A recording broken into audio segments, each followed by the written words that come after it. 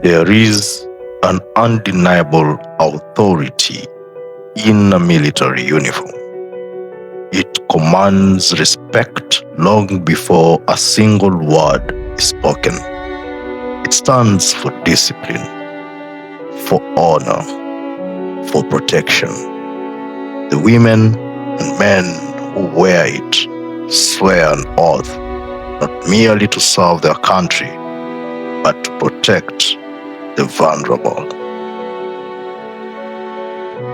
But what happens when the very training designed to protect human life is weaponized to erase it? What happens when a high-ranking officer turns his tactical precision against his own family? Tonight's case is not a movie plot. It is a devastating real-life tragedy from Nanyuki, Kenya. It is the chilling story of former Kenya Defence Forces officer Major Peter Mugure, a man found guilty by the High Court of executing his estranged wife, Joyce Simbua, and their two young children before embarking on a cold, calculated campaign to cover up his crimes. This is a story of calculated entrapment, brutal betrayal, and a landmark judicial battle that proved no rank is high enough to shield a killer from justice.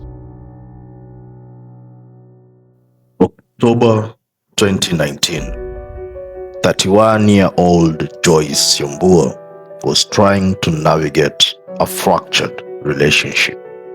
Her marriage to Major Peter Mugure had collapsed. There were ongoing disputes over child maintenance and custody. But when Major Mugure reached out from his post at the Laikipia Air Base and invited Joyce and the children up to Nanyuki for a weekend visit, Joyce saw an opportunity for peace. On October 25th, Joyce loaded 10-year-old Shanice and 5-year-old Prince Michael onto a public matatu in Nairobi. They were going to spend time with their father. Joyce texted her family upon arrival in Nanyuki. Everything seemed normal. Major Mugure met them and brought them inside the gated residential quarters of the Laikipia Air Base. Inside a secure military base surrounded by guarded gates and perimeter guards, Joyce believed her children were safe. She had no way of knowing that she had stepped directly into a fortress where her husband held absolute authority and where no civilian could hear them cry for help. By Sunday, October 27th, Joyce's family in Nairobi began to worry. Joyce's phone was switched off. Calls to her number went straight to voicemail. The children's school week was starting, but there was no sign of Shanice or little Prince. 3 human beings had vanished into thin air. When police and relatives pressed Major Mugure for answers, the KDF major didn't panic. He remained cool, collected, and cooperative. He had a story ready. Mugure told investigators that Joyce and the children had indeed visited him at the base, but he claimed that on Sunday afternoon, he escorted them to the Nanyuki public bus stage, paid their fare, put them on a matatu, heading back to Nairobi, and walked away. It was a plausible story, a clean alibi, but murder investigations do not really rely on a suspect's word. They rely on data. Enter the Directorate of Criminal Investigations, detectives pulled call data records and cellular tower triangulation logs for Joyce's mobile phone. If Major Mugure's story was true, Joyce's phone would have pinged cellular towers along the highway heading south toward Nairobi. Instead, the data revealed a damning truth. Joyce's phone never left Nanyuki. In fact, its final signal pinged right from inside the officer quarters of the Laikipia Airbase. Hours after Mugure claimed he had seen them off at the bus station. The investigation took a dramatic turn. The homicide unit was no longer dealing with a missing person report. They were dealing with a crime scene inside a military installation. Under intense interrogation, the Major's airtight defense began to fracture. But the biggest crack in his defense wouldn't come from technology. It would come from a subordinate he thought he could control.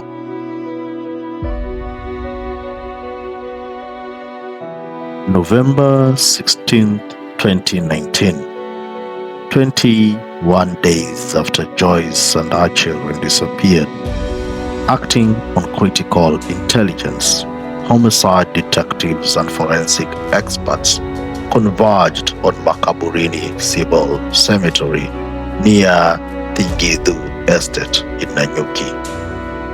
Buried in a shallow pit, wrapped and tied inside coarse gunny sacks, lay the remains of Joyce Yobua, 10-year-old Shanice, and 5-year-old Prince Michael.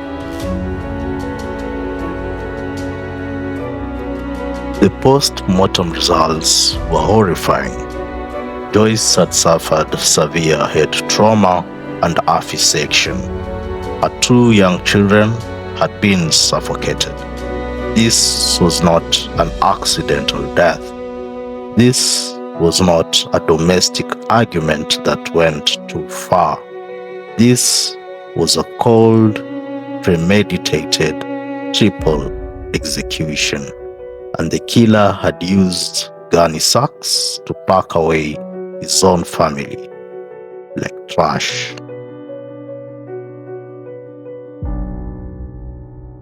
Trial convened at the High Court in Nyeri, presided over by Justice Muya Martin Mati. Major Peter Mugure was charged with 3 counts of murder. He pleaded not guilty. His defense calculated that without an eyewitness to the actual killings inside the base, the prosecution's case was entirely circumstantial. But the prosecution had an ace up its sleeve. Arrested alongside Mugure was Collins Pamba, a young civilian casual worker employed at the Laikipia Airbase. Pamba entered into a plea bargaining agreement with the Director of Public Prosecutions and agreed to testify as a state witness. Taking the stand before Justice Marty, Pamba delivered chilling testimony that captivated the courtroom. Pamba testified that Major Mugure summoned him to his officer quarters inside the base. When Pamba arrived, he was horrified to find the bodies of Joyce and the 2 children laid out on the floor. Under direct orders and physical intimidation from the senior officer, Pamba was forced to help load the gunny sacks containing the bodies into the boot of Mugure's private car. Mugure then drove out of the airbase under cover of the dark, brought Pamba to the Makaburini site in Tingit, and stood guard while Pamba dug the shallow grave. Bamba's testimony shattered Mugure's alibi forever.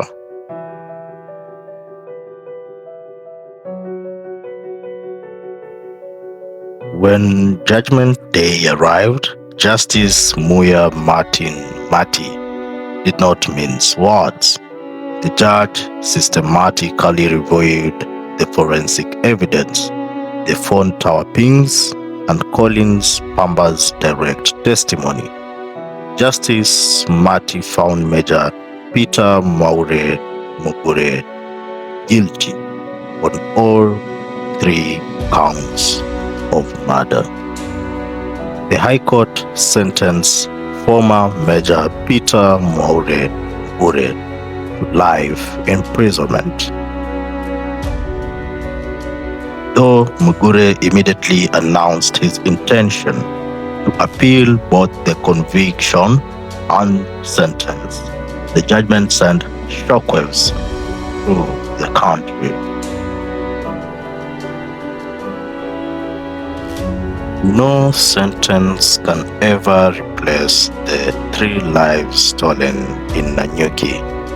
No verdict can bring back 10-year-old Shanice's laughter or 5-year-old Prince. But this case delivered the powerful and undeniable truth. A military uniform is an instrument of public trust, not a license for impunity.